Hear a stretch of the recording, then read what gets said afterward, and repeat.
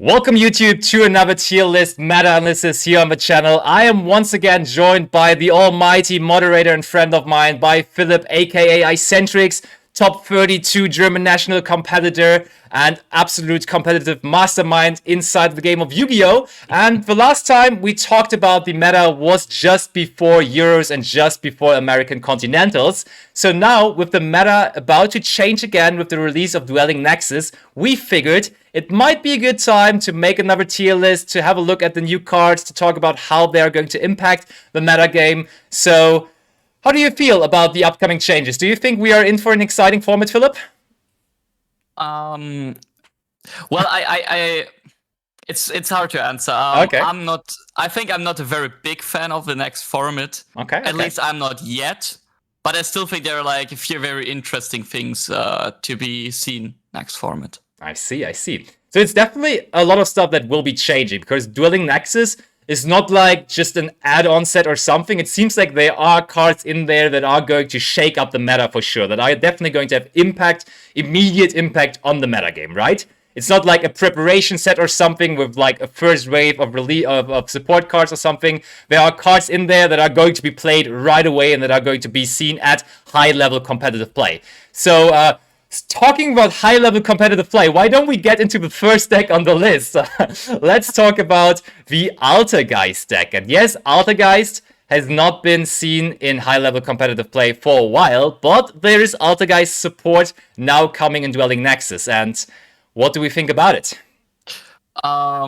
So I'll have to say, one of my first meta decks was Altergeist. Yo. So I got like a personal connection with the deck, but that doesn't hinder me from saying that this support is not good. Oh.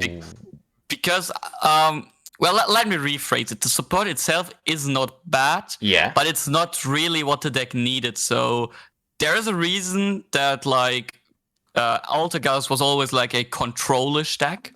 For sure. And now you cannot make like with 3 or 4 cards from a control like deck a combo deck, except your the card you're releasing is Mathmax Circular. Then probably the story is different. But Altergeist is not getting Altergeist Circular, luckily. I know some people would be mad about that. Yeah.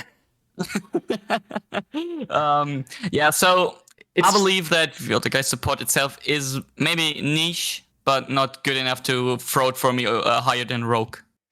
Fair enough. And I think it's actually an interesting approach that they took this time, because usually there's one topic for the game or one general approach for the for the deck. So like, this is a control deck or this is a combo deck, and they are trying to swing around with Altergeister, because Altergeist really was the control deck of all times. Like, we have been seeing Altergeist control. We have never seen an Altergeist combo deck, basically. There was never something like that. But from now on, there will be an Altergeist combo deck. And the question is just how well it will work out. And I'm with you on that. I just don't see it having that much impact right away. Maybe if there's more support coming, maybe if there is a Mathmag circular type of card coming to the deck in one of the upcoming sets, potentially. But for now, Altergeist will, as before, sit pretty in the Rogue category, I'm afraid. Yeah, the problem is that you are building a control-like deck, but then your control-like deck tries to go combo, and the consequences, you're just playing a mediocre combo deck, which has like control cards as bricks. Yeah, so fair enough. It's that's hard. not a good concept, I think. It's hard to find a mixture between the both, right? Because you still need to play those control cards, and then you don't get to combo off because you're drawing into your control cards, and it's a weird mixture for sure. And next up the list, there is the almighty Kashtira deck.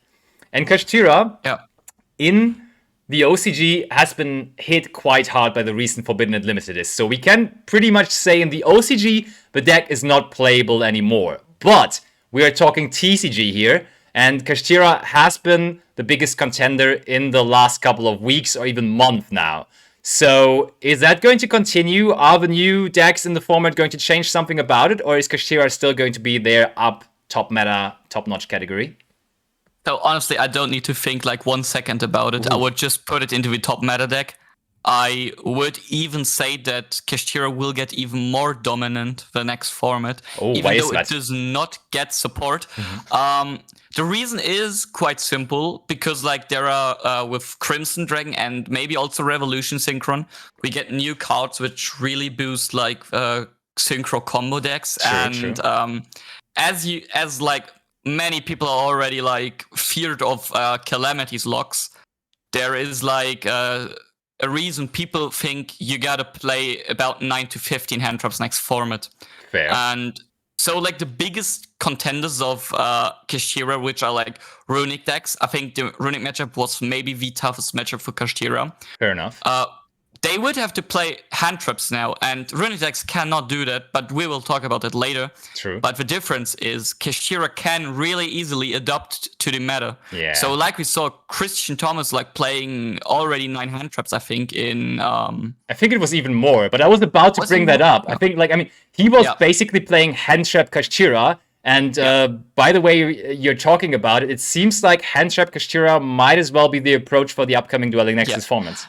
Yeah, and I'm also back on the point where I would say, like, as long as Dimension Shifter is available for the deck, and of course the deck doesn't lose like one of their major cards like the OCG did with Fenrir 2-0. Yeah. As long as that's still given, I think the deck is still a pretty broken deck in a format. It will always be under the top decks, even if cards like Fenrir or Unicorn get hit again. I think as long as there is a 3-dimension shifter, the deck will always have like a very good matchup versus most other decks. And yeah, like Sprite is the only deck which has access to Mannequin Chaos Hunter, really. Yeah. And all other decks are just like immediately losing to Shifter. Okay, so as a quick conclusion, we can just say Kashtira players will stay happy because their deck is still going to be top meta. And probably the only approach is going to be that we are going to hit that deck at some point on the Forbidden Unlimited list again, because even after the semi-limitation of Kashtira Unicorn, the deck is still absolutely everywhere, and it's absolutely top meta. Next up the list, we have Branded, and this is, as always, kind of interesting, because there are so many people that admire, that love the Branded strategy. There are so many people getting themselves high rarity Branded deck cores, and still there's so little success with the deck overall in terms of competitive Yu-Gi-Oh!, in terms of big tournaments. And I still... I'm at that point where I want to say that I personally want to try out Branded, because I think the deck has so much potential and it has so many different layers of stuff to do now that I just cannot believe that it's That is incorrect. But chat immediately corrects me by pulling off that it's incorrect. But like it seems so strong, even if you get ashed on the Branded Fusion. But I have one major concern regarding the upcoming format. You already said there is going to be a big rise in synchro strategies. Manadium is going to be stronger. The Revolution Synchron decks are coming into the meta as well, and therefore Dimensional Barrier, for the 1000th times now, is probably going to get back into the meta as well, at least into the side decks. And that, of course, is also hurting the Branded deck very much. And therefore, I kind of want to say the deck is nice, but I kind of also want to say it's in a bad place now. So I gotta totally agree with you. I also think like that other card like Deep Barrier will be more likely to be played, and still there will people playing Anti-Spell Fragrance. True. Which, again, also hurts Branded a lot. The deck does already play Super Poly quite often, and apparently Super Poly is often an out to the Crimson Dragon lock, because there is like what's it called, the Draco Knight Equitainer or so. Yes, the old one. Can be made with he can be made with Crimson Dragon and Baron de Fleur. Oh, that's insane! That's actually ridiculous.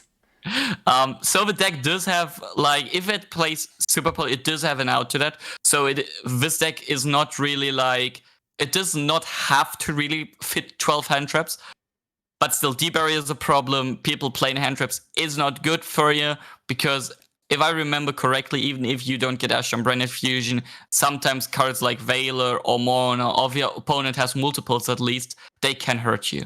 That is absolutely true. So what do we do with that? Do we think it feels wrong to put it into Rogue, to be honest. I think it's too strong to put it into Rogue, because seeing Branded next to Alta Guys just doesn't seem right to me. But also, high potential seems kind of untrue as well, because we don't really Yeah. see potential in the deck for the upcoming meta. So is it a challenger, and we're probably going to have it at the end of the challenger list? I think that's probably the best place to put it, right? Yeah, I think we can put it at the end of Challenger just because of the reason that this deck is one of the few decks that can play through boards with Engine. True. There are not many decks right now in the format that can really play like an Engine pile and play through stuff. True. So I do see a reason why I could play Branded. Yeah. At least theoretically. Yeah, I agree. So for now, it's the only deck in the Challenger category, in the Challenger tier, but there are more decks to come, and they're probably going to be in front of the Branded deck. Next up the list, we already see it, is the Dark World deck. And Dark World is now, after Altergeist, the second deck that actually receives support in Dueling Nexus. And the support is crazy. That spell card that is releasing is basically the card that is custom made. There was like a Dark World Discord server somewhere, and they said, yes, we want this card, thank you. And they got it. So they got the optimal support, but here comes the but. But is that even enough to compete in nowadays Yu-Gi-Oh? Is it a top contender from now on? I don't really think so, to be honest. Yeah, I'll agree with you on that. I do think that card is really strong, and I'm very sure one day we will see Dark World players rising again. Oh yeah. But I think it's not the next format because the problems are still very, very easy to spot. It still plays against Kashtira, which is a horrible matchup. Let me tell you that. Yeah, true. And it is still the problem now is if people really change to hand traps. The deck also suffers from a card like Droll. Because Droll always stopped the Dark World deck. People said like I need skill drain if they Droll me. Yeah. And they hope skill drain is enough, and I don't really think it is. And also at the same time, even if so, Dark World is a deck that is good when people are on board breakers because you punish them for having only board breakers. Yeah. So, and now people are on hand traps, and if they throw 2 hand traps, you're again like, okay, yeah, probably I can pull off my Ceruli Silver, but it wouldn't have made a difference, and now I'm more likely to not get the combo through. True. So it seems like it's rough circumstances for the deck. One upside that I want to mention is the cards that are being very relevant in terms of side deck, potentially, side deck cards. Like, we talked about D-Barrier. That's a card that's not too great versus Dark World. So, like, I think Dark World players are happy about people having D-Barrier in their side deck, because that's a card that is not doing super much. And Dark World usually is a deck that can play through boards pretty well going second, because you have, like, a lot of big monsters. You have a lot of dangers that can also pop stuff. So, I think that is one upside going for the deck. And I mean, the spell card all around is just super powerful. So I think if Dark World players dodge Kashtira players regularly, and they, like, honestly, they can play through 1 or 2 hand traps. Dark World is capable of doing that. So I think... Yeah, go ahead. Yeah, you're not capable of playing through Droll that easily, because your deck consists of like 50% draw cards. True. And if you get anti-spelled, you're not having a good time. True. And also, if you are getting eradicated, you're not having a good time because your drawing cards are not searching. True.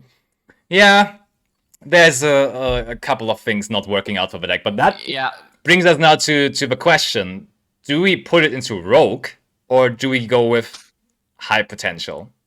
So I put it into Rogue because of the problems it has, but I think just this format, I would put it into Rogue. If things change only a bit or so, the deck is in high potential or Challenger. It just needs, but it does need like a small hit for other decks. Yeah. Or a shift in the meta. I like that for sure.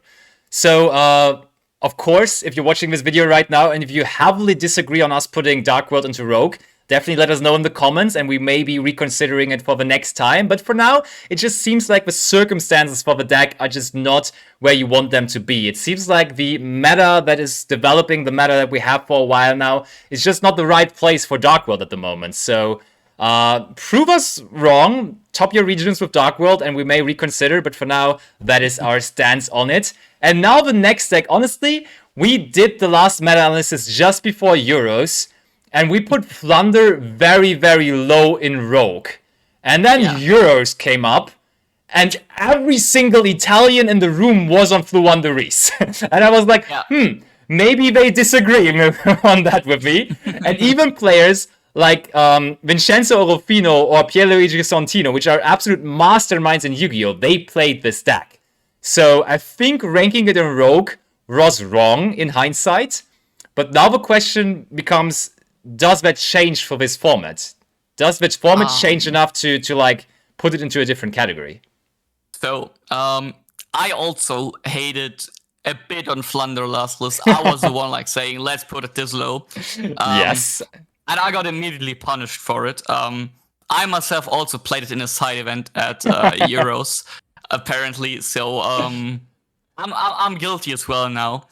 And I was really not convinced of the deck because I did break a lot. The thing though is, if it gets rolling, it's good. Yeah. But this deck, I believe, also loses to a lot of hand traps. Like Ashing Eaglin or Robina, like depends on the play, hurts a lot. If you cannot always draw the quick spell, the quick spell, you cannot always draw the quick spell, so you will get Veiled a lot, probably. Yeah. And if you're not hard drawing Shifter, you're FTK'd by Troll as well. And I'm not sure if you want to play Shifter in your main deck against Kashira. Oh gosh, I think we're going to have the exact same thing happening now. We are going to put Flunder into Rogue again, and then it's going to be everywhere once more. So I'm already saying, excuse me, I'm already saying sorry to all the Fluanderis lovers and to all the players that are going to have success with the deck, but we are going to put it into Rogue. Let's make it short. We're putting it into Rogue. Again, the circumstances for the deck are not great, and therefore, do we put it in front of Dark World or behind Dark World? I put it behind Dark World, and I'll say this deck is in Rogue for the 90% of the players that just picked the deck up like me for only 1 or 2 games.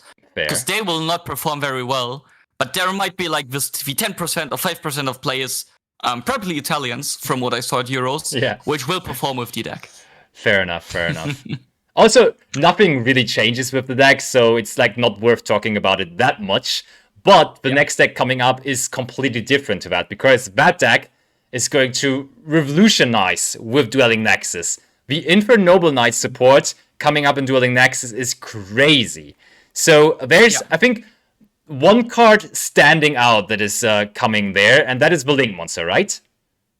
Yeah, I think so. I think the Link Monster is a pretty good card. The deck does get a negate, which is pretty good on the end board, like especially because it is just like a bonus to your normal board. Yeah.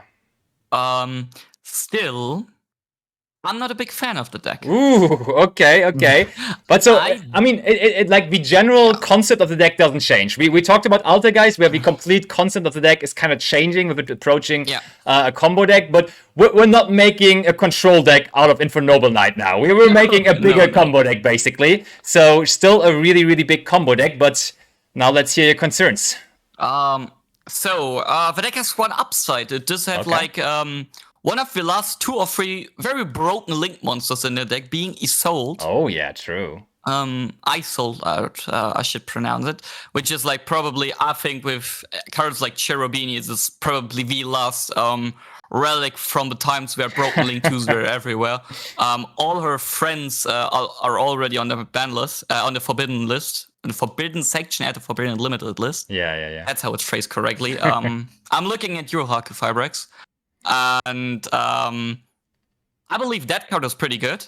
Yeah. The deck is very, very consistent, which is a big upside. It does have access to good warrior monsters, so you can very easily go into your Isolde. You have cards like New Space Connector, which can summon out the Dolphin to get like rid of hand traps your opponent might have. Yeah. You do have extenders like your, how's it called, Super Quantal Red Layer. Yeah. So you can extend into Isolde even if you're negated on your normal. The deck has a lot of consistency cards, but there is also the problem of the deck. The deck can pretty much surge like half their deck with all their cards, but you're very quickly in a position where you really don't need to search more cards. And then the number of your good Infernoble spells is just like is limited. So you might have to play like some mediocre ones, and you don't want to draw them. You might want to send them off Ice Salt, but then you apparently in a 12-round tournament you gotta draw them at one point. Yeah.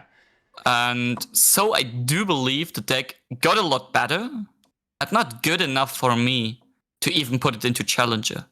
Ooh, yeah, okay. So I think that is one of the prime examples for the high potential category here, because first of all, Infernoble for sure will be one of the decks where people don't really know what to do against it, because yes, the deck is super old, so you may assume people know what to do against the deck, but as soon as people have not seen the deck for a while, they forget what the deck does. So people would not be able to like interact with the Infernoble deck as well as you would think, because it's just not as fresh in their memories as with other decks. So I think people can be caught off guard when you are playing Infernoble versus them. And I think if they get to combo off, their end field is as powerful as other end fields. So I think it's comparable to a Manadium end field, to be honest. And I think that is pretty powerful. And therefore, I think if you're having a good day, if you're having a good run, if you just dodge all the Dark Roots and so on, and dodge withdrawals maybe as well, then Infernoble is totally a deck that can top a YCS. It's definitely a deck that can top regionals for sure. And maybe someone even comes up with a crazy combo that makes this deck like super busted. Yeah, I'd say I would, from my knowledge right now, I would put it into Rogue. Okay. But I do not know everything from the deck, so I'm very fond of putting it into high potential. Yeah, fair enough. Okay, next up, I already just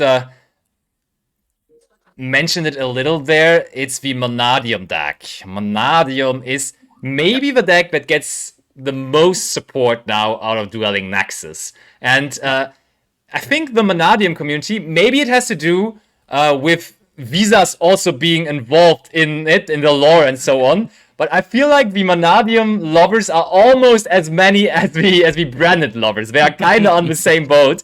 And the one are the Fusion Andes, and now we're getting to the Synchro Andes, of course.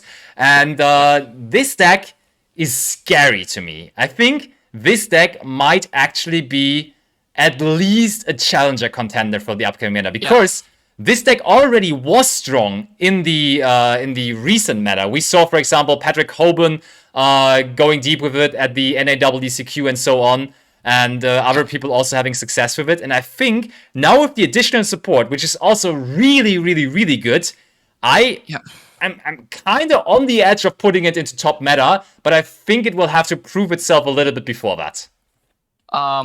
So I do agree with your point that we might have to put it at least in the challenger category. But I do not think it is a top meta deck, because the reason is quite easy. People are preparing a lot for the deck. So people are already putting their hand traps back into their decks. Yeah, true. To be prepared for this deck. The deck loses quite a lot versus Droll. I don't even know if there is a line playing around Droll. I do not know that. If there is like a way to get to your to some Crimson Drain plays or some negates per Droll. I don't know. I don't think so. And so I do think the deck has a lot of struggles next format. And it also like cards like D-Barrier hurt a lot. Yeah. So I'd likely put it into the challenger category, but in front of branded. That sounds totally fine to me.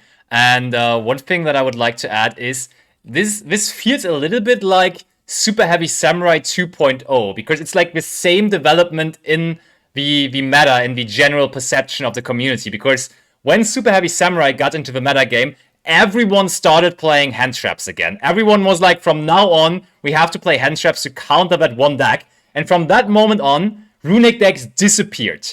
We had that happening, and that's kind of likely to happen here for this particular moment again. And it's interesting that whenever a really big combo deck approaches, people immediately anticipate and immediately prepare for it. And I think you are totally right with saying that people will be probably even over-prepared for Monadium. I can see that. Also, likely the mirror match is one of the worst things in the format, probably, because it reminds me a lot of bird up try mirrors, where if you're winning the dice roll, you are likely to win, except your opponent rolls you. Yeah. And so I do think this is a deck like people don't want to pick up if a lot of people are on it, because the mirror feels quite 50-50. Yeah, fair enough. Next up, I don't even know whether we talked about this deck in the last meta-analysis we did. We did not. But Herman Hansen proved us wrong because he was piloting Marinces at the European Championship. He did end up not topping because he bubbled last round to Earth Machine of all the decks. But still, it's always a big sign when such a competitive and high-class player picks up a specific deck. And that was Marinces for this specific tournament. And now the question is, of course, Marinces does not receive any support or something, but we wanted to at least put it into the overview this time. But to be honest, I don't think it's going to be that great. Marinces seems like a really good deck for me for Worlds format, but that's a completely different format without Dueling Nexus and also with other hits from the OCG. But for our TCG format coming up for this, basically this week, I kind of want to put it into Rogue again. I'm sorry, Herman, but I think it's a Rogue deck. To be honest, I would probably even put it into High Potential. Oh, okay. I'm not a big fan of the deck. It is a Cyber's Pile-ish deck. I'm not very into the deck. I'm not very happy to see people playing it always, but or playing against it rather. Yeah. But I think the deck has a few advantages to other decks here in the list, next format, which is the deck has, if I remember correctly, a few one-card combos. Yeah, true, they do. And it can fit. It can easily fit like 50 to 18 hand traps. And if we are coming to the conclusion that hand traps are the way to go, I think this deck can really perform really well in the tournament and maybe even go quite deep in the tournament. So I'm really tempted to put it into the high potential category. Oh, yeah. Because it can like do things other decks cannot. Because you could say the same for other Cyber decks, but I think it's a lot stronger than Ignis and Mathmag. Yeah. Okay, I mean, I will give you that. That was a very solid explanation, very solid reasoning. So we're putting Marinces into high potential because those non-engine hand trap slots that the deck has are very valuable in the upcoming meta. So it's definitely something to look out for. Next up the list, we have the good old Dinosaurs, which do not get support in Dueling Nexus, but they got recent support in the set before that, of course. I need to correct you slightly because effectively, they do get some support. Which one is it? They do get the Evil Zalars. Oh, true. But he's level 6. I don't know how easy you can access him. And theoretically, you also get the Evil Zars, but I think they're not good. Probably not really, yeah. The Dino deck itself would probably be the same even after Dueling Nexus, like the pure version of the deck. And we had it in high potential in the last analysis we did. It did here and there, like top maybe a regional or an OTS championship, but overall I think it was rather disappointing. So I think it did not really reach up to its high potential, and therefore we got to downgrade it to Rogue, in my opinion. Yeah, I'd put it behind Flunder. Yeah. Because Flunder has proven itself, and I think Dinosaurs are a lot better than Altergeist, but not good enough for anything more than than Rogue. Yeah, short and easy. Next up, a deck that, of course, I have a personal connection to because I was for a very long time a big Punk enjoyer. But the most popular version right now is, of course, the Punk Gold Pride deck. And I think, especially in the US, that deck had quite decent success because they were, I think, 3 or 4 Punk Gold Pride decks in the NAWCQ top cut. And therefore, it was actually doing quite well. And another question is, how hard does the Punk Gold Pride deck suffer in a hand trap heavy meta, which we are about to enter again? Is it good for the deck or is it bad for the deck? I think a hand trap heavy format completely destroys this deck. Because I played versus, I think, 2 Punk players in Dortmund. Oh yeah, Dortmund. Okay, in Dortmund already. and they told me if you have any negation for the fusion, your game is over. And I do have this exact deck laying quite like one arm length away from me, and I do have to agree with them. If you get hand trapped on your fusion, it's over. So we're talking about the Punk Fusion, right? The Punk Fusion. Yeah, Okay. I'm sorry. Not no, the Rollerballer. Rollerballer is good. And that's what leads me to say I would put it quite right into Rogue, but in front of Dinos, but not higher than Flunder. Because as I said, I believe this deck still has a lot of potential, but not in the next format when people are on that many hand traps. Oh, my heart hurts. My heart hurts, but yes, I mean, if you're disagreeing, I see. Yeah, for sure. But it's probably just personal. I'm personally biased because I enjoyed the deck in my glorious times with it. But it's probably more rational to agree with you on it being not that good of a pick for the upcoming meta. But now, after talking a bunch of rogue decks, we are talking about Pearly, and I said Manadium probably gets the craziest support in Dueling Nexus, but let's not disregard the Pearly support, because it's also absolutely ridiculous. Like, the new Exceed monster, the X-Pearly Noir, oh no, E-Pearly Noir it is, right? E-Pearly Noir, and also the new Memory. It's absolutely stunning what this deck is now able to do. And already top players were on the deck. Puck was on the deck. Other really, really high competitive players in America were on the deck. It was kind of a hidden pick. Everybody knew it would be like really nice from Dueling Nexus on, but it was actually already pretty good before Dueling Nexus. And I think now with the support coming from Dueling Nexus, this is going straight into top meta right behind Kashtira. I do agree. I gotta slightly correct you. We don't get a new memory, which are spells. We get a new trap. Oh yeah, true. It's the new trap. You're right, absolutely. Yeah. Just if people in the comments are like saying which new memory, it's not a memory. It's purely Sherily, I think. Yeah, true. Like just in my head, it's like because you get the new Exceed monster. Now because you have the new Exceed monster, you actually have more use for one of these spell cards because you now have the one to summon out. Yeah, exactly. So effectively, this deck gets back their turn one combo with the E-Pearly Noir, and the effect of setting traps is quite ridiculously good because you can just like set up your traps if you're having Sleepy, and then you can also like get to two more memories, which is quite likely that you are in your combo getting to 3 or 4 memories. That's not uncommon. You can easily just set 2 traps, one being the Pure Leap and one being the Shirley, and then you're like ending on Noir Beauty whenever you want, and this is just super strong. You get like so much value from these cards. I don't think it will be the best deck, because compared to Kashtira, I think there are a few problems with the deck. Against D-Barrier, as example. Against D-Barrier, you don't have a lot going on for you. Fair. Which is a problem. And an advantage, though, is I think it has, same like Kashtira, a lot of slots for non-engine. Yeah.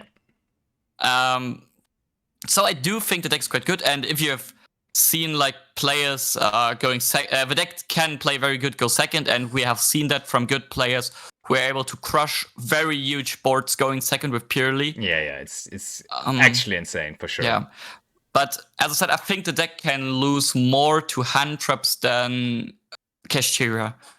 So that's I think like the big downside of the deck, because with the nerfs, with the hits, I feel like sometimes 1 or 2 hand traps are just too much for you. Like hand trap on your Pure Lily hurts a lot still.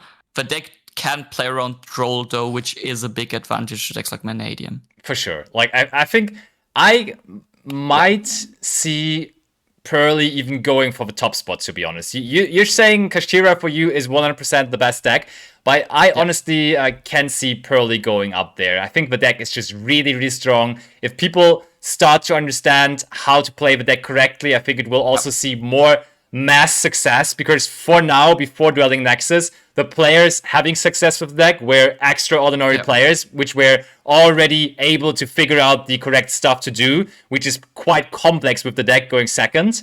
But now when people are getting behind that more and more, and when that information is like more available to the masses, I think people will be on Pearly very heavily, and I think it's a big contender in the upcoming meta game. And I can see it taking the top spot. It still, of course, will be trouble to face against Kashtira. Yeah. I'll add to that. I think Kashtira is the deck you pick if you want to top an event, and Pearly is the deck you pick when you want to win an event. That's definitely fair. Yeah, and I think especially about the Pearly new cards, Din Kang Fang will be especially happy about them because he can play his cats again. Yes, absolutely. But he can still play his Sprite deck as well, so it all seems good for him. Okay, next up, Rescue Ace. Another deck that gets decent support now in the new set. But I don't know. Is it going to be enough? Yes, the support is really, really, really cool, really good. But I never really got warm with the deck. I never really was like, hey, this deck is going to be top notch. Even though in the OCG it is so successful, even in the OCG it is a top meta contender, I don't think it's going to be a top meta contender in the TCG. And I don't even know whether it has high potential, to be honest. I think, for me personally, it's on the edge between high potential and Rogue. What about you? I would immediately put it into Rogue. Okay. I do not understand the hype of Rescue Ace, except people saying, well, there was this quite bad deck where I pulled a Hydrant from, and now that becomes a deck, so cool, I'll play it. The deck, in my opinion, has so many problems. Yeah. It plays a lot of bricks you don't want to draw because you want to set them off Turbulence. And if you tell me your fire deck has to play a line with Proxy Magician into Muddragon of the Swamp to get the Turbulence effect through, I'm not willing to play that deck. I'm not buying it either.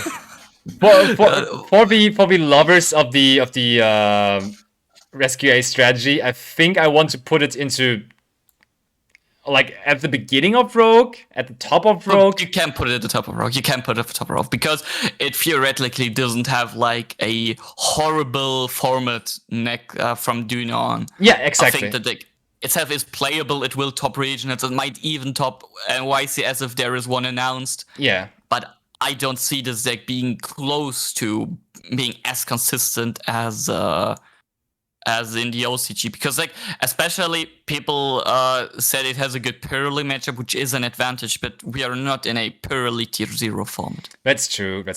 Agreed.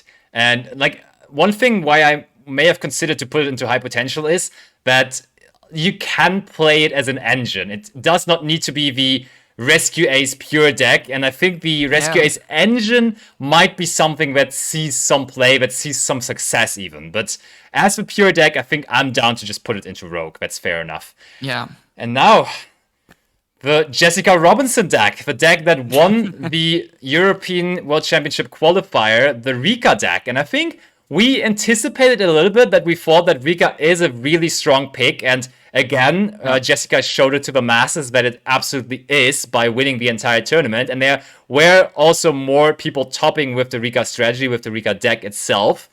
And I don't really see how that is going to change. Yes, we are seeing more hand traps, but the deck can kind of play through hand traps and can still set up like mediocre-ish boards. Kong Kong is an insane card. I do honestly want to put this into top meta finally. I think this has now proven its point. I think it's time to put Rika into top meta.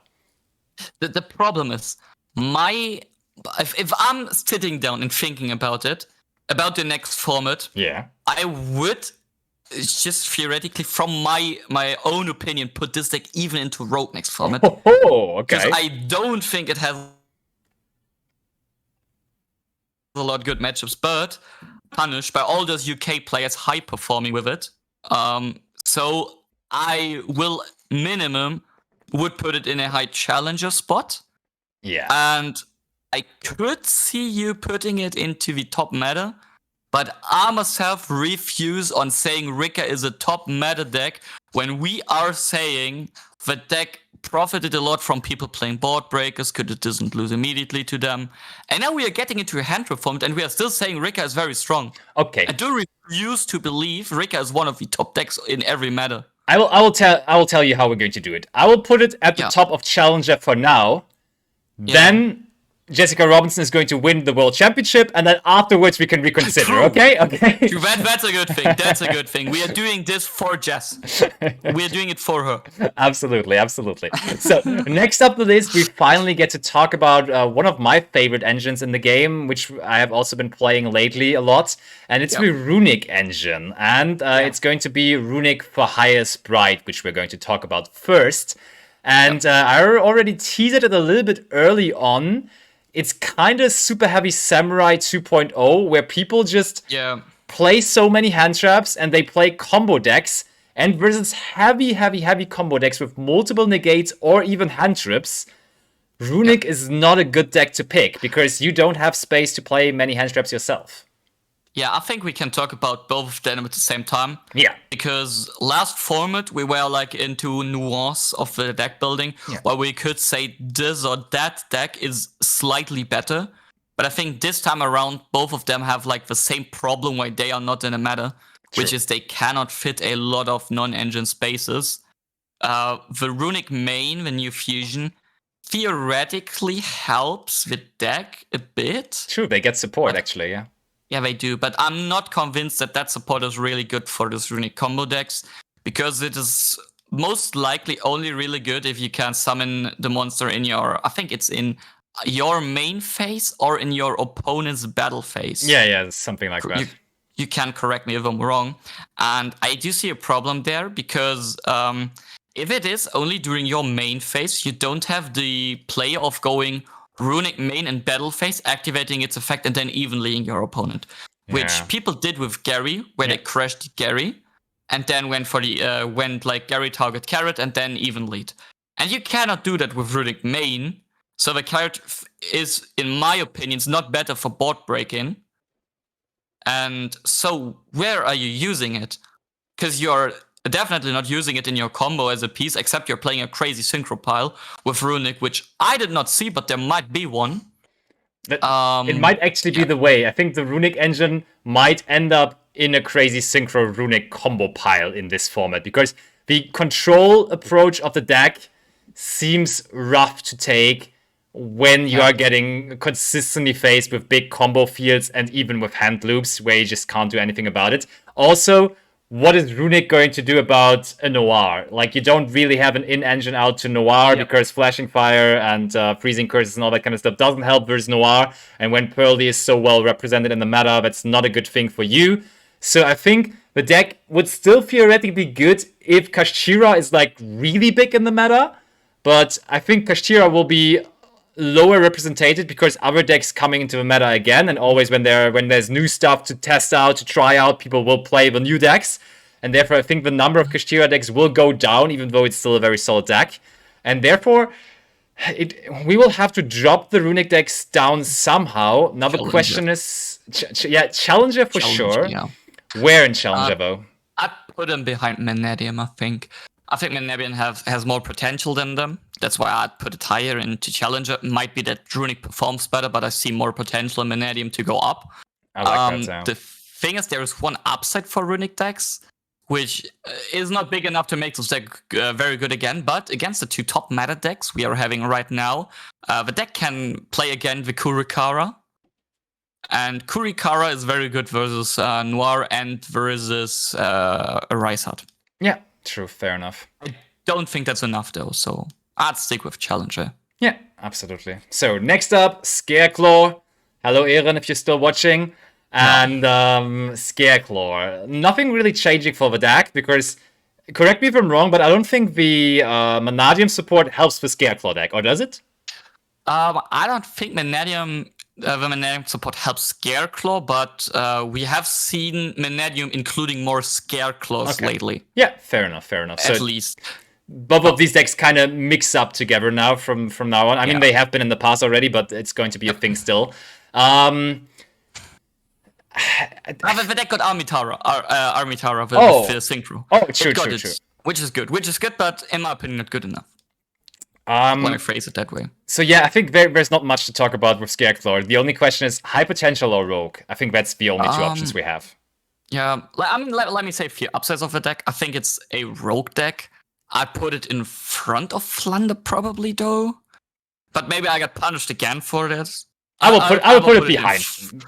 I'll put it either in front or behind Flunder. I think the deck is better than Punk Gold Pride, because I see more potential in this deck to innovate than the Punk deck. Yeah.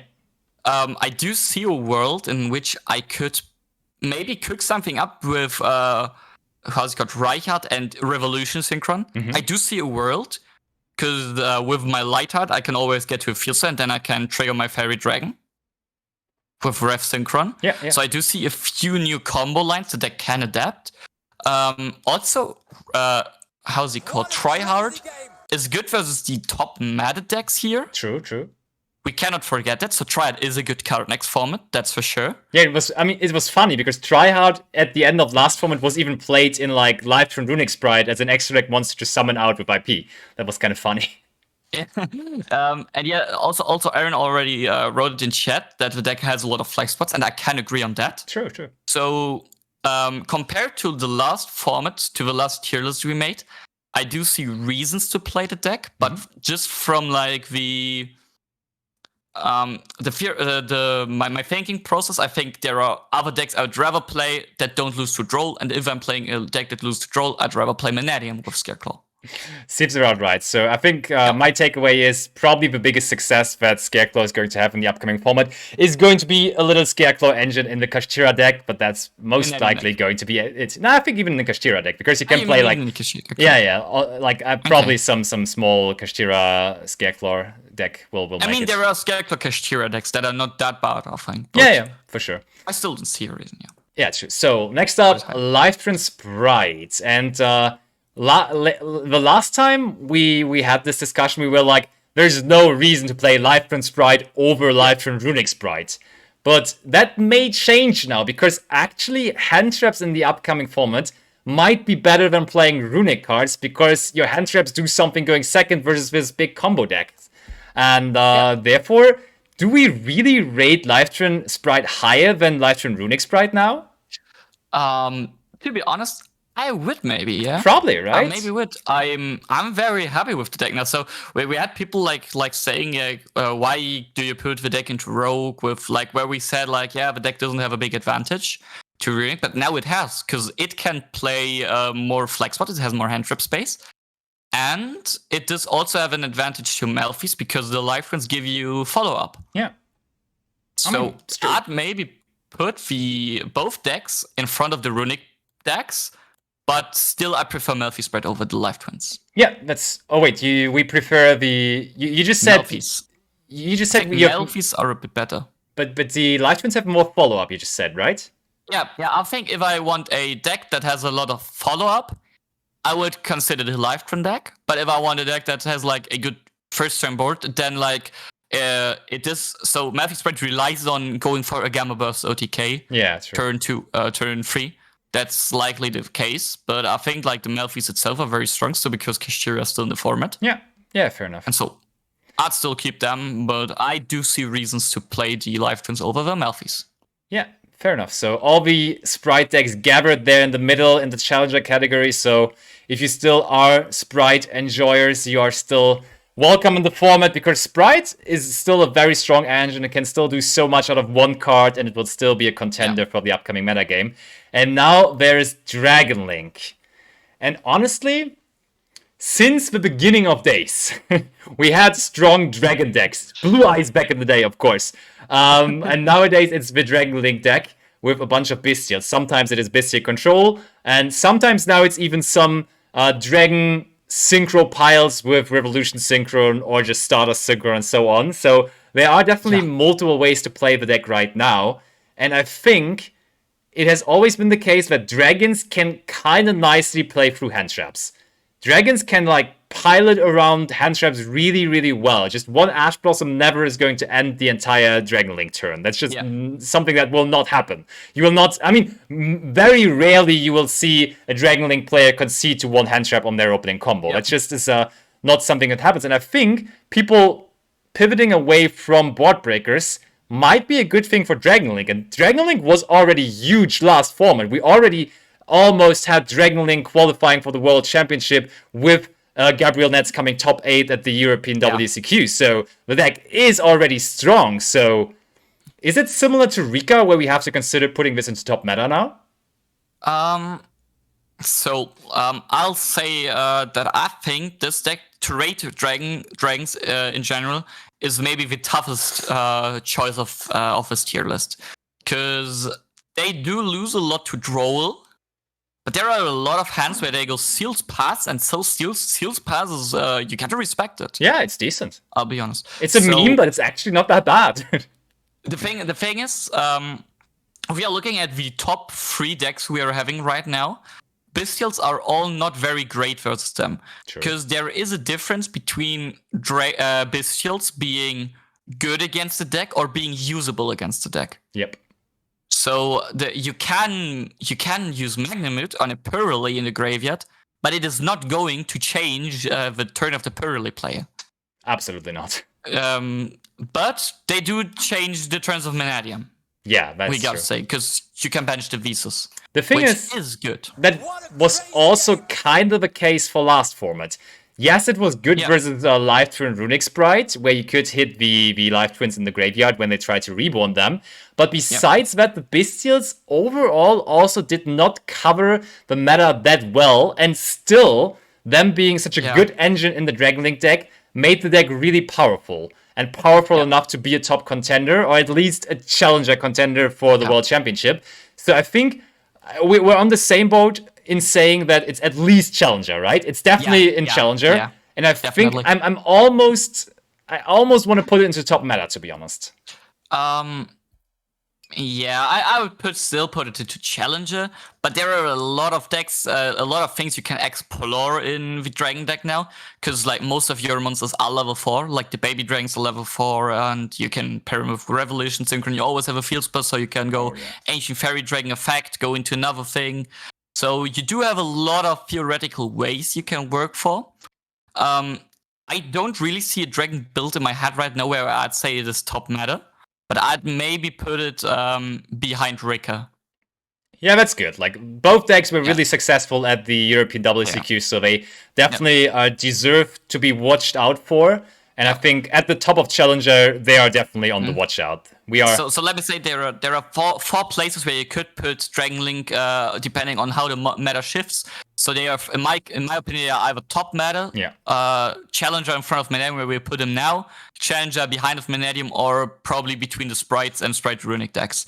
So these are the four places where I'd put them, and it does depend on how many decks lose versus Bestials, or it cannot play their full combo against Bestials. True. And how well can Dragon players invent a combo-heavy Dragon deck, or maybe they can even do something with Bestial control, where we saw like the Stardust engine being played in it. Yeah. From, I think it was Firot who played it. Yeah, true. So there is a lot of room for innovation, and I think right now we're placing it very well in top challenger. Yeah. Spots. Cool. So just on a quick side note, I think we have to hurry up a little bit with the remaining decks. We're still going through all of them, but we're already going for quite a while. Okay. So we may want to, about some of the decks, not talk too long because they're not that exciting. Let's do the next too quick. Yeah. So Super Heavy Samurai first. You say we can do this quick. There is new Super Heavy. Okay. I mean, there is new support coming. Oh boy. There is new support, but it is not good enough. I know somebody will be mad about that. Somebody already contacted me before we recorded even this and was like, "Oh, I'm cooking, bro. I'm cooking with the Super Heavy Samurais." But I gotta agree with you. I don't really see why this is going to be busted after Dueling Nexus. I saw a lot of combo lines with Super Heavy, which not with the new cuts though, and they were all cool. But I always thought like, but there are better combo decks in the format. And if I'm playing a combo deck, why am I playing Super Heavy over Dragon Link? Yeah, fair enough. I didn't see a reason. Yeah, true. So yeah. Next up, we go for the Sword Soul deck, and Sword Soul. The deck of all times, again, the deck that has been in the meta for super long now, the deck that still does the same stuff. I don't think we're going to include Revolution Synchron stuff into the deck either, so it's probably just going to stay the same than before. Maybe some cool little, what is it called? The level 5 Synchro? You mean Denglong? Yes, the Denglong. Is it level 5? It is level 5, right? It's level 5, yeah. I don't think that you can really play Revolution Synchron because you gotta summon a level 7, I think, Dark Dragon? Level 7 or 8 or Power Tool Monster. That probably and so you would have to use your Moyi for Ancient Fairy Dragon that does not do anything. Honestly, I will give it to the Super Heavy Samurai players. I think Super Heavy Samurai might be better than Sword Soul. Well, I really don't care if it is in front or behind Super Heavy. I think that's okay. You could argue it being better than Goldpark Punk, but it is okay where it is. Yeah, okay. But now the next one definitely deserves that we take some time for it, because we are going to see a big shift in synchro strategies rising. We already had Vanadium being a big contender, but there's going to be decks that just include Revolution Synchron heavily from now on, because that card is just so powerful. And there's going to be like Synchrons as a pure deck being a really good option. Of course, there's also going to be adventure versions of the deck. We have Rite of Aramezi here in the little picture as well. So there are different approaches to play decks with the Synchron engine, but I think we're going to group them together now as one, and we're going to put them somewhere. And I think this would be a prime example for the high potential category, because... To be honest, go ahead. I gotta interrupt you shortly, because this is Adventurous Synchrons. This is Adventurous Synchrons. But this deck here specifically. I would not say like it's like all the piles. I would limit it to Adventurous Synchrons here. Why though? I mean, let's just talk about all of them together. We have like not a separated image of them. I mean, we already talked a bit about it. As long as you have a level 4 monster on your field, or a level 4 monster you can summon easily, and a field spell in your deck, you can play Revolution Synchron and have a very, very good monster. Yeah, absolutely. So there are so many potential decks to play the Revolution Synchron package to just go off on synchro summoning.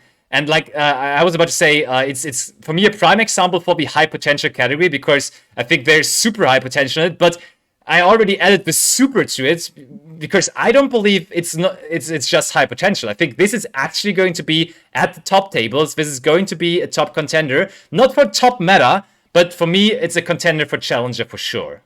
So if you are, so we are talking about the Adventurous Synchron deck now. I mean, I want to clarify it. In this case, it's the Adventurous Synchron deck. In this case, because you think it's the best version of the deck.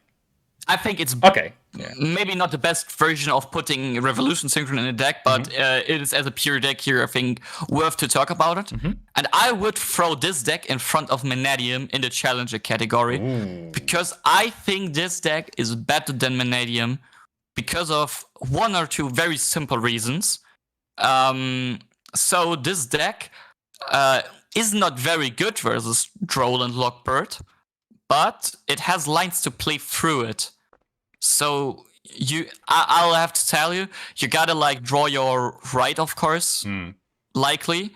And if you're having right and one of your, I think it's minimum 9 starters where you can play through one hand trap. If you get rolled, you can still end on Crimson Dragon plus a level 12. Meaning, even though you get rolled, you will still be able to either Calamities lock your opponent, or if you're playing with Labyrinth, you'll be able to... it's called Satellite Warrior, I think, which can pop up to 4 cards. Meaning that only Droll is likely not enough versus this deck. Yeah, this deck seems really good. Also, I think because the engine was not very popular in the latest metas, but people forget how powerful the adventure engine actually is going second as well, because this engine totally is capable of helping you to play through fields.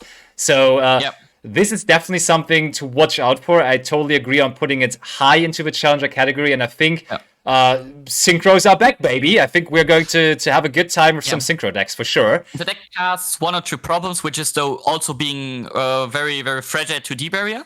True. Which is a thing, and if you have to start with either Small World or Enchantress to get to your right, if you get rolled on them, you are very hurt. It's still a problem. It hurts a lot. Sure. Okay. Yeah, that's a problem. Yeah. So synchros are back. What about fusions though? Telements? How about Telements? So don't do me like that and say Tearlament is a fusion deck. Because this deck can play Revolution Synchron and go off with it. True. And I'll tell you, if Konami puts my rival Dimension Shifter on the Forbidden and Limited list, you will see me being back on tier. And I'm not the only one, I can tell you. Absolutely. And we even saw in the last format players like Shun Pingzhu being on the Tearlament deck already. Totally. That was actually like, there were crazy builds already before Dwelling Nexus, and now you're telling me, and I also have noticed that people are throwing Revolution Synchro into this as well. This is high potential for another crazily fun combo pile. I think there's so much potential in this format for so many different really cool combo decks, and I think we might just be entering a real combo meta at some point again. Like, Kashira kind of is still sitting there on the throne, kind of preventing those combo decks from really thoroughly enjoying themselves. But overall, there's so much potential in the combo category coming up, like for real. Tearlament's also definitely one of them. And I think Tearlament's is also a deck that we have to throw into the challenger category. And it's... yeah, go ahead. I don't want to shatter my own dreams, but I don't think it's already up there, probably. Because it has still a lot of problems versus decks like Kishera, Purely can hurt, and so on. Cannot fit a lot of non-engine. So I think it is... decks are still preventing the deck from being a challenger deck, but I would be down to either put it into the high potential category at the top or in the top of Rogue. So, you mean at the end of high potential then? No, I mean like in front of Infernobles. Okay, let's do that. Let's put it in front of Infernoble. Yeah, I think that's what you could do. So, like I said, I think the deck still needs a bit of help from a Forbidden Limited list. Yeah. But if it does, I do see a world where I would put it right next to Vanadium. Yo, that will be glorious times for all the combo enjoys. And next up, I think that has to be good old Unchained we're talking about next, right? That is Unchained Soul King Yama. And I am very sold on this deck. Oh, I'm a big fan. Then go ahead. I'm a big fan of Unchained. There's your stage. Go ahead, bro. Okay. So, this deck is not a top meta deck. This deck likely is not even a deck which I would already throw into challenges and say, go ahead and win with this deck. But it is a deck I think that has a lot of potential because it does have a lot of non-engine it can fit. And it does have some unique mechanics it can do. So the new cards are completely custom cards. I can tell you that. The new cards are custom. They're really cool, that's true. For the deck. They are very good. They are helping the deck a lot. And even though your end board is not like a lot, you can always like interact with your opponent's board with like link summoning with his monsters, and the deck has now access to the DDD Wave High King Caesar, I think he's called. Yeah, that's him. And that one is a non-once per turn negate for spells and trap your opponent activates that special summon monsters. Yeah. Meaning you do have like cards that prevent your opponent from special summoning from deck. Hitting cards like Theosis, every Purely spell effectively. Yeah. And also stuff like Starter. For sure, yeah. There's so much. And that monster is a hell of a card. For sure. So I believe this deck belongs right next to Tearlament in the high potential category, maybe even above Tearlaments. I will put it behind Tearlaments for now because I think this is another deck that is very unique in its playstyle because it's like you don't really have something to counter it like immediately. You're not like, this covers Unchained because you don't really know what really is there to work against the deck. We know that cards like Dimensional Barrier is, for example, one of the cards that don't really help versus the deck, or not at all even. So it will be really interesting to see. Definitely another prime example for the high potential category because we just don't know yet what people will make out of this support, but the support is very promising. So we do believe this deck to have high potential and maybe be able to move up the list in our next tier list that we are doing. And I'm looking forward to seeing some successful decks with that archetype as well, for sure. Yeah. So next up the list, that is a deck that you had struggles with. You even considered at some point But then I know it was a rainy day, and you were telling me, bro, this deck, it has broken me. You just can't play this deck Yeah. by any circumstances, and it's Vanquish Soul. So I already set the Yeah. floor. You don't like the deck. I still personally believe we have not found the perfect way to play the deck yet. I think there is still potential in the deck. I think the deck can somehow work in a high hand trap meta. I think because there is some ways to play around hand traps. You can still get some draws with the Borger and so on. You can draw into hand traps yourself. And therefore, I think, even though you're not a fan of it, I want to still have it in the high potential category. I do like the deck. Oh, okay. I just don't think it's good enough. Yeah. And I also don't think it's very good next format. I would even say it is quite bad next format. So I would put it into Rogue because I see a problem of the deck. Even though it can fit a lot of hand traps, it doesn't really want to play like only them. You're like if you're throwing your cards like Ash, if you gotta throw them because your opponent is coming so much, you don't have like the good attributes in your hand anymore, which I don't know. Fair enough. I will say Vanquish Soul for me, there must be a way to make this deck like really busted, or at least like really, really good in the environment of the meta that we are about to have. And therefore, I personally say we have to put it into high potential, even though it's at the end of the high potential list. But okay, thanks for giving me the okay. It's okay with me. I wish you were right, but I don't believe in it.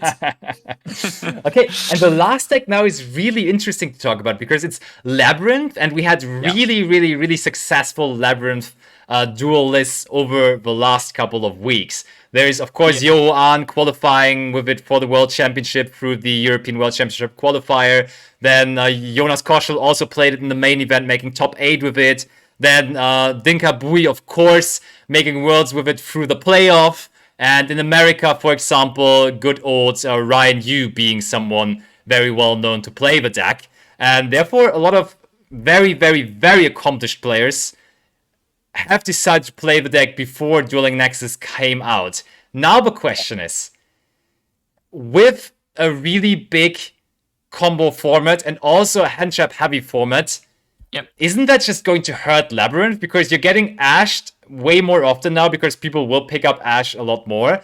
And also people will set up really big negate fields, which are a problem for the Labyrinth deck in general. So I think it was a really good call into all the meta that we had before Dueling Nexus, but it seems rough into the upcoming format, to be honest. The thing is, I would like the eccentric of the past would have also agreed with you. Yeah. But we saw people putting 15 hand traps or so into a Furniture Labyrinth deck. True. Which worked very, very good. Maybe we're going back to Furniture Labyrinth, you're right. Maybe that's the way. I think, we might get back to Furniture Labyrinth, and the top 2 decks in the format itself, like being, we identifying them as being Kashtira and Perily. Yeah. They don't set up that many negates. True. And with the right hand, you might be able to stop them and then just go like with your last 2 hand traps, like go Stovi Torbi, discard a dead card, and go for Welcome. And there you go, that's all you need. And suddenly you're completely into the game after throwing 3 hand traps and setting a Welcome in your opponent's turn. Yeah. And that's what tempts me to put this deck either into top meta or like the top category of the Challenger category. And that's my point on it. So I might think going back to Furniture is the way, and the deck performed very good when we saw it. It's interesting. So I think it kind of fits well together with Rika and Dragons, because those are decks that performed really well at Euros and therefore had recent success, but we don't really know whether they will be that viable in the upcoming meta. But they're still just engine-wise, with the idea of the deck, are really strong. So I think I even, because we had multiple people being so successful with it, I want to put Labyrinth at the top of Challenger then even. I think we can, I think that's a good call. And I'm very happy with the list in general then. Yeah, that looks totally cool to me as well. Thank you so much, Philip. Thank you so much, Eccentrics, for helping me out once again with this. You're an absolute legend. Also, constantly invited. helping me out with the spreadsheet that all of you guys love so much. He's the technical mastermind behind that. If you enjoy that type of content, if you enjoy that in-depth analysis of the format, this tier list, definitely make sure to subscribe to the channel, like this video, leave a comment telling us what you think about the tier list or what you think we should include next time, or maybe what we rated wrong here in your opinion. We're absolutely open for your opinions and we would love you to participate in the discussion. Thank you so much for watching the video and see you very soon for